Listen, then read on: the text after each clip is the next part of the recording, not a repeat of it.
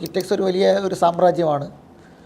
ആ സാമ്രാജ്യത്തിനകത്ത് ഒരുപാട് പ്രശ്നങ്ങൾ, പ്രത്യേകിച്ച് പാരിസ്ഥിതികമായ സമരങ്ങളും പ്രക്ഷോഭങ്ങളൊക്കെ വന്നപ്പോൾ ലോക്കൽ ബോഡി കയ്യിൽ വേണം എന്ന് മുതലാളിക്കൊരാഗ്രഹം തോന്നി ഉണ്ടാക്കിയൊരു പാർട്ടിയാണ് 2020. ആ കിറ്റെക്സ് മുതലാളിയുടെ പാർട്ടി ഇപ്പോൾ NDAയിൽ ചേർന്നിരിക്കുകയാണ്. NDA മുന്നണിയിൽ ചേരുമ്പോൾ അതിലൊരു രണ്ട് കാര്യമുണ്ട്. രാഷ്ട്രീയം പറയാതെ ഈ അഴിമതി, വികസനം എന്നിങ്ങനെ മാത്രം പറയുന്ന ആളുകളെ യഥാർത്ഥത്തിൽ നമ്മൾ അങ്ങനെയുള്ള ആളുകളെല്ലാം BJPയിലേക്ക് ചെന്നെത്തുന്നതാണ്. അടിസ്ഥാനപരമായി രാഷ്ട്രീയത്തെക്കുറിച്ചോ സാമൂഹ്യ പ്രശ്നങ്ങളെക്കുറിച്ചോ നമ്മുടെ സാമൂഹ്യ ഘടന ഉണ്ടായത് എന്നതിനെക്കുറിച്ചോ യാതൊരു പ്രതിബദ്ധതയുമില്ലാത്ത കുറേ അത്തരം രൂപമുണ്ട്. ഇപ്പോൾ V4 കൊച്ചി എന്ന് പറഞ്ഞൊരു സാധനം നേരത്തെ രൂപപ്പെട്ടിരുന്നു. അത് ഇലക്ഷൻ കഴിഞ്ഞ ശേഷം പിന്നെ കണ്ടിട്ടില്ല. അവരും ഇതേ പാറ്റേണിലാണ് വന്നത്. ഇത്തവണ V4 കൊച്ചി മത്സരിക്കാതിരുന്നതിൻ്റെ കാരണം പറഞ്ഞത് 2020 മത്സരിക്കുന്നു എന്നാണ്. കാരണം ഇത്തരത്തിൽ ഒരെണ്ണത്തിനെ നിലനിൽപ്പുണ്ടാവുള്ളൂ. അല്ല, ഇത്തരം പെട്ടെന്ന് വരുന്ന അരാഷ്ട്രീയ മൂവ്മെൻറ്റുകളെ നമ്മളെപ്പോഴും സൂക്ഷിക്കണം. കാരണം ആദ്യം BJP ഇന്ത്യ രാജ്യത്ത് ശക്തമാക്കിയത് ഇത്തരം അണ്ണാ ഹസാരെയുടെ അഴിമതി വിരുദ്ധ പ്രസ്ഥാനം എന്നത് മൻമോഹൻ സിംഗ് സർക്കാരിനെ അട്ടിമറിച്ച് നരേന്ദ്രമോദി സർക്കാരിനെ കൊണ്ടുവരുന്നതിൽ വലിയൊരു ഘടകമായിട്ടുള്ള ഒരു കാര്യമാണ്. കിഴക്കമ്പലത്തെ സാബു, കിറ്റെക്സ് മുതലാളി, അദ്ദേഹം ഒരു പാർട്ടി ഉണ്ടാക്കിയത് അദ്ദേഹത്തിൻ്റെ ബിസിനസ് താല്പര്യങ്ങൾ സംരക്ഷിക്കാൻ വേണ്ടിയിട്ടാണ്. ഇപ്പോൾ കിറ്റെക്സ് ഒരു വലിയ സാമ്രാജ്യമാണ്. ആ സാമ്രാജ്യത്തിനകത്ത് ഒരുപാട് പ്രശ്നങ്ങൾ, പ്രത്യേകിച്ച് പാരിസ്ഥിതികമായ സമരങ്ങളും പ്രക്ഷോഭങ്ങളൊക്കെ വന്നപ്പോൾ ലോക്കൽ ബോഡി കയ്യിൽ വേണം എന്ന് മുതലാളിക്കൊരാഗ്രഹം തോന്നി ഉണ്ടാക്കിയൊരു പാർട്ടിയാണ് 2020. അദ്ദേഹം പ്രത്യേകിച്ച് അന്ന് CPIയിൽ ഉണ്ടായിരുന്ന ആളുകളെയാണ് അദ്ദേഹം അടർത്തിയെടുത്തിട്ട് പാർട്ടി ഉണ്ടാക്കിയത്, മുന്നിൽ വെച്ചത്. CPIയിൽ ഉണ്ടായിരുന്ന ലോക്കലി CPIയിൽ ഉണ്ടായിരുന്ന ആളുകൾ, അവരത്ര വലിയ ആൾക്കാരൊന്നുമല്ല, പക്ഷേ അവരെ വെച്ചിട്ടാണ് ഒരു പാർട്ടി രൂപീകരിച്ചത്. വലിയ CSR ഫണ്ട്, കിറ്റെക്സിൻ്റെ CSR ഫണ്ട് അത് വലിയ തോതിൽ ഉപയോഗിച്ചു. വലിയ സൂപ്പർ മാർക്കറ്റ് തുടങ്ങി. ആ സൂപ്പർ മാർക്കറ്റിലൂടെ വില കുറഞ്ഞ സാധനങ്ങൾ കൊടുത്തു, ഒരുപാട് സാധനങ്ങൾ കൊടുത്തു. ഒരുപക്ഷെ എനിക്ക് തോന്നുന്നത് ഈ കിറ്റെക്സിൻ്റെ ഇത് പകർത്തിയായിരിക്കും പിന്നീട് കിറ്റെക്സിൻ്റെ കിറ്റാണ് പിന്നീട് കേരളത്തിൽ കിറ്റായി ഒരു ഘട്ടത്തിൽ രൂപാന്തരപ്പെട്ടത് എന്നതാണ്. എന്തായാലും ആ കിറ്റെക്സിൻ്റെ മുതലാളി 2020 എന്നുള്ള പേരിലൊരു പാർട്ടി ഉണ്ടാക്കി. 2020 എന്നുള്ള പേര് കേൾക്കുമ്പോൾ എന്താണ് ഈ 2020 എന്നുള്ള പേര് കൊടുത്തതെന്നൊക്കെ നമ്മൾ അത്ഭുതപ്പെടും. അവരുണ്ടാക്കി കിഴക്കമ്പലം പഞ്ചായത്ത് മാത്രമല്ല, സമീപ പ്രദേശത്തുള്ള കുന്നത്തുനാട് പഞ്ചായത്ത്, പുത്തൻകുരിശ് പഞ്ചായത്ത്, ഇങ്ങനെ തൊട്ടടുത്ത 3-4 പഞ്ചായത്തുകളിലേക്ക് കടന്നു. അവരുടെ പ്രധാന കാര്യം എന്ന് വെച്ചാൽ അഴിമതിയെക്കുറിച്ച് സംസാരിക്കുക, കിറ്റ് കൊടുക്കുക. ഈ രണ്ട് കാര്യങ്ങളാണ്. കിറ്റ് കൊടുക്കുക എന്ന് പറഞ്ഞാൽ വില കുറച്ച് സാധനം കൊടുക്കുക, സൂപ്പർ മാർക്കറ്റ് വഴി വില കുറച്ച് സാധനം കൊടുക്കുക. സാധനത്തിന് വില കുറച്ച് കൊടുക്കാൻ പറ്റുന്നത് ഈ കിറ്റെക്സിൻ്റെ CSR ഫണ്ട് ഇതിനകത്ത് ഉപയോഗിക്കുക.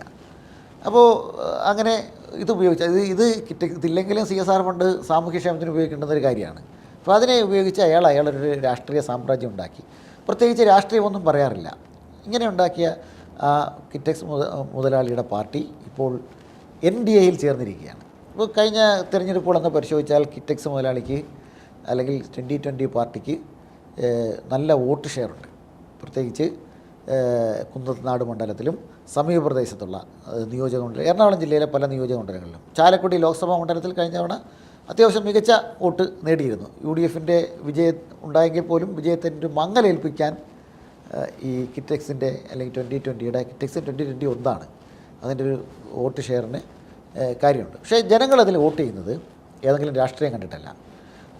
പരമ്പരാഗത രാഷ്ട്രീയ പാർട്ടികളുടെ വിയോജിപ്പ് വെച്ചുകൊണ്ടാണ് ഈ 2020ക്കുള്ളൊരു വോട്ട് ഷെയർ എന്ന് പറഞ്ഞാൽ. അവർക്ക് 2020 അണികളെയൊന്നും നമുക്കെങ്കിലും കണ്ടുപിടിക്കാൻ പറ്റില്ല.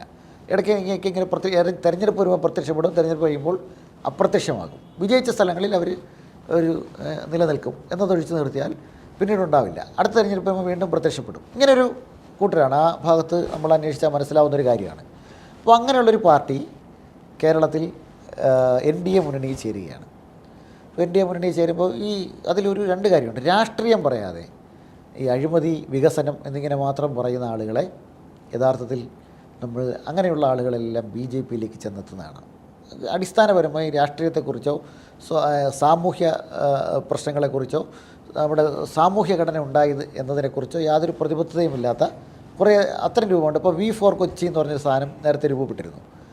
അത് ഇലക്ഷൻ കഴിഞ്ഞ ശേഷം പിന്നെ കണ്ടിട്ടില്ല. അവരും ഇതേ പാറ്റേണിലാണ് വന്നത്. ഇത്തവണ V4 കൊച്ചി മത്സരിക്കാതിരുന്നതിൻ്റെ കാരണം പറഞ്ഞത് 2020 മത്സരിക്കുന്നു എന്നാണ്. കാരണം ഇത്തരത്തിൽ ഒരെണ്ണത്തിനെ നിലനിൽപ്പുണ്ടാവുള്ളൂ.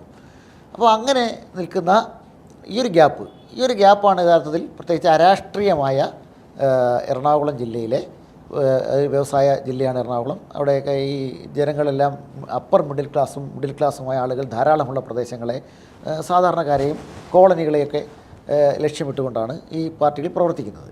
അപ്പോൾ തൽക്കാലം പലതരത്തിൽ ജനങ്ങളെ സ്വാധീനിച്ചുകൊണ്ട് വോട്ട് നേടുന്നു. അങ്ങനെ ഉണ്ടായിരുന്നിട്ടുള്ളൊരു പാർട്ടി.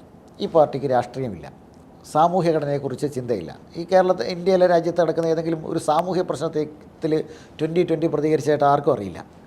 ആകെയുള്ളത് റോഡ്, പാലം, പിന്നീട് വില കുറച്ച് സാധനങ്ങൾ കൊടുക്കുന്ന സൂപ്പർ മാർക്കറ്റ്. ഇതല്ലാത്ത ഒരു കാര്യവും പറയാനില്ലാത്ത, ഇപ്പോൾ തദ്ദേശ തെരഞ്ഞെടുപ്പിൽ 2020 ഭരിച്ച പഞ്ചായത്തുകൾ പരിശോധിച്ചാൽ അറിയാം, ഫണ്ട് വിനിയോഗത്തിൽ ഏറ്റവും പിന്നെ നിൽക്കുന്ന പഞ്ചായത്തുകളാണ് 2020 ഭരിച്ച പഞ്ചായത്തുകൾ. അപ്പോൾ ഇങ്ങനെ ഈ ജനങ്ങളെ ഇത്തരത്തിലുള്ള കാര്യം പറഞ്ഞ് ആകർഷിക്കുന്ന ഈ പാർട്ടികൾ, അവർ എന്തുകൊണ്ടാണ് BJPയിലേക്ക് പോകുന്നത്? 2020 എന്തുകൊണ്ടാണ് BJPയിലേക്ക് പോയത്? തീർച്ചയായും BJPക്ക് ഇന്നിപ്പോൾ BJPയുടെ സംസ്ഥാന പ്രസിഡന്റ് നമുക്കറിയാം, അദ്ദേഹം വലിയൊരു മുതലാളിയാണ്, അദ്ദേഹത്തിൻ്റെ ഒരു കച്ചവട താല്പര്യമുണ്ട്. ഇവരുടെ ഒരു കൂട്ടുകച്ചവടമാണ് ഈ 2020 കിറ്റക്സും രാജീവ് ചന്ദ്രശേഖരനും തമ്മിലുള്ളൊരു കൂട്ടുകച്ചവടം മാത്രമാണ് ഇന്ത്യയിലേക്കുള്ള പ്രവേശനം. പക്ഷേ ഇന്ത്യയിലേക്കുള്ള പ്രവേശനം അവരെ എങ്ങനെ ബാധിക്കുമെന്നത് നമ്മളൊന്ന് അന്വേഷിച്ചാൽ ഒന്ന് അത്തിരുന്ന് കാണേണ്ട കാര്യമാണ്. പക്ഷേ നമുക്കത് പ്രവചിക്കാൻ കഴിയും. കാരണം ഈ 2020ക്കുള്ള വോട്ടർമാരെന്ന് പറഞ്ഞാൽ 2020 വോട്ട് ചെയ്യുന്ന ആരാണ്? പ്രത്യേകിച്ച് ക്രൈസ്തവ സമൂഹത്തിലെ വലിയൊരു വിഭാഗമാണ് 2020ലേക്ക് വോട്ട് ചെയ്യുന്ന. ഒരു 2020ക്ക് കൂടുതൽ വോട്ട് കിട്ടിയ ബൂത്തുകൾ പരിശോധിച്ചാൽ ക്രൈസ്തവ മെജോറിറ്റിയുള്ള ബൂത്തുകളായിരിക്കും. അപ്പോൾ അവർ വിശ്വസിക്കുന്ന ഒരു പാർട്ടിയാണോ BJP? അവർക്ക് വിശ്വസിക്കാവുന്ന ഒരു സാമൂഹ്യ ഘടനയാണോ BJPക്കുള്ളത്? അവർ തിരിച്ച് UDFയിലേക്ക് പോവുകയാണ്. UDFനാണ് ഏറ്റവും ക്ഷീണം ഇത് സംഭവിച്ചിട്ടുള്ളത്. മുസ്ലിങ്ങൾ ഉണ്ട്, കുറച്ച് മുസ്ലിങ്ങൾ 2020ൽ അണിനിരന്നിട്ടുണ്ട്. അവരും പരമ്പരാഗത രാഷ്ട്രീയ പാർട്ടികളുടെ വിശ്വാസ്യത ഇല്ലായ്മ മൂലമാണ്. മുസ്ലിം സമൂഹം 2020ൽ അണിനിരക്കുന്ന മുസ്ലിം കമ്മ്യൂണിറ്റിയിലുള്ളവർ എങ്ങോട്ടേക്കാണ് ഇനി തിരിച്ചു പോവുക? അവരവരുടെ പഴയ പാർട്ടികളിലേക്ക് പോകും. അത് ചിലപ്പോൾ ഇടതുപക്ഷക്കാരുണ്ടാവും, UDFകാരൊക്കെ ഉണ്ടാവും. പഴയ പാർട്ടികളിലേക്ക് തിരിച്ചു പോകും. പിന്നീട് അവശേഷിക്കുന്ന ആരാണ്? 2020ൽ ഇനി അവശേഷിക്കുക മിക്കവാറും കിറ്റക്സും മുതലാളിയുടെ ആശ്രിതരായ കുറച്ച് ആളുകളുണ്ട്. അവർ അവശേഷിക്കും എന്നതാണ്. അവർക്ക് വലിയ പരാജയമാണ് വരാൻ പോകുന്നത്. BDJS എന്ന് പറയുന്ന ഈഴവ കമ്മ്യൂണിറ്റിയെ എടുത്തൊരു പാർട്ടി ഇന്ത്യയിലുണ്ട്. അതിനെക്കുറിച്ച് ഇപ്പോൾ അത് രൂപീകരിച്ച സമയത്തുണ്ടായ വലിയൊരു മൂവിങ്ങൊക്കെ ഉണ്ടായിരുന്നു. കഴിഞ്ഞ പഞ്ചായത്ത് തെരഞ്ഞെടുപ്പിൽ ആകെ 5 സീറ്റാണ് കിട്ടിയത്. വെള്ളാപ്പള്ളി നടേശൻ തന്നെ പറയുന്നുണ്ട് മുന്നണി മാറണമെന്ന്. BJP മുന്നണി എന്നിട്ട് കിട്ടുന്നില്ല, അതുകൊണ്ട് മുന്നണി മാറുന്നതിനെക്കുറിച്ച് ആലോചിക്കണമെന്ന് വെള്ളാപ്പള്ളി നടേശൻ തന്നെ പറയേണ്ടി വരുന്ന അവസ്ഥയിലേക്ക് BDJS എന്ന് പറയുന്നൊരു സാധനം ചുരുങ്ങിപ്പോയി. ഈ BJP എന്ന് പറയുന്ന മുന്നണിയിൽ കിറ്റക്സ് ചെന്ന BJPയുടെ മുന്നണിയിൽ, NDA മുന്നണിയിൽ 2020 ചെന്നാൽ സംഭവിക്കുക 2020 ശിഥിലമാവുകയും തകരുകയും ചെയ്യുക എന്നതാണ്. അവർ കുന്നത്തനാടൊക്കെ പിടിച്ചാമെന്ന് വിചാരിക്കുന്നുണ്ട്. പക്ഷേ ഇത്തവണ 2020ക്ക് വലിയ പരാജയമായിരിക്കും സംഭവിക്കുക. അല്ലെങ്കിൽ അതിന് വലിയ പ്രവചനത്തിൻ്റെ ഒന്നും ആവശ്യമൊന്നുമില്ല. ഈ തെരഞ്ഞെടുപ്പിൽ അവർക്ക് മനസ്സിലാവും, സാബു ജേക്കബിന് മനസ്സിലാവും, 2020 നേതാക്കൾക്കും മനസ്സിലാവും, ഞങ്ങളുടെ പിന്നിൽ അണിനിരന്നത് ആളുകൾ സ്ഥായിയായി അണിനിരന്നവരല്ല എന്നതാണ്. അവർ ഇത് മനസ്സിലാക്കും. എന്ന് മാത്രമല്ല, ഇത്തരം പെട്ടെന്ന് വരുന്ന അരാഷ്ട്രീയ മൂവ്മെൻറ്റുകളെ നമ്മളെപ്പോഴും സൂക്ഷിക്കണം. കാരണം ആദ്യം BJP ഇന്ത്യ രാജ്യത്ത് ശക്തമാക്കിയത് ഇത്തരം അണ്ണാ ഹസാരെയുടെ അഴിമതി വിരുദ്ധ പ്രസ്ഥാനം എന്നത് ഈ മൻമോഹൻ സിംഗ് സർക്കാരിനെ അട്ടിമറിച്ച് നരേന്ദ്രമോദി സർക്കാരിനെ കൊണ്ടുവരുന്നതിൽ വലിയൊരു ഘടകമായിട്ടുള്ള ഒരു കാര്യമാണ്. അതേപോലെ ഒരു രാഷ്ട്രീയ നിലപാടുകൾ പ്രഖ്യാപിക്കാതെ ഇങ്ങനെ ഇത്തരം ചില കാര്യങ്ങൾ മാത്രം പറയുന്ന ആളുകളുണ്ട്. അപ്പോൾ അത് നമ്മൾ സൂക്ഷിക്കേണ്ടുന്ന ഒരു കാര്യമാണ്. അപ്പോൾ അത്തരത്തിൽ ഒന്നാണ് 2020 വന്ന് തെളിയിക്കപ്പെടുകയാണ്. അത് എൻ്റെ യഥാർത്ഥ സ്വാഭാവിക പങ്കാളിയുടെ അടുത്തേക്ക് പോയി എന്നാണ് വിചാരിക്കേണ്ടത്. അതിൽ അണിനിരന്ന, ഇതൊന്നും മനസ്സിലാക്കാതെ അണിനിരന്ന ജനങ്ങളെല്ലാം തിരിച്ച് അവരുടെയും സ്വാഭാവികമായ സ്ഥലങ്ങളിലേക്ക് തിരിച്ചു പോകും എന്നാണ് നമുക്ക് അനുമാനിക്കേണ്ടത്.